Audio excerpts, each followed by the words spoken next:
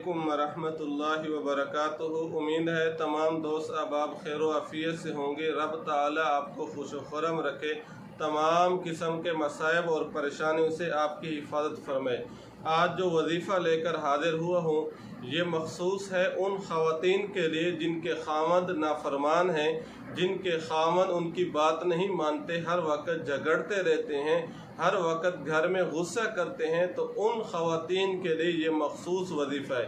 क्या मतलब? वो शोहर, वो खामद जो बद अखलाक है, इस वजीफ़ा की बरकत से उस औरत का मनचाहा बन जाएगा। क्या मतलब? औरत जो चाहेगी वहीं वो खामद उसके लिए करेगा। तो वो वजीफ़ा कोई मुश्किल भी नहीं है। वजीफ़ा की तरफ बढ़ने से पहले आपसे एक छोटी सी गुजारिश है कि आप हमारे चैनल को सब्सक्राइब कर दें। सब्सक्राइब करने के बाद बेल दबा दिया करें ताकि हमारी हर आने वाली वीडियो आप तक आसानी से पहुंच सके और आप आसानी से मुस्तफ़ीद हो सकें। वो वजीफ़ा और अमल क्या है?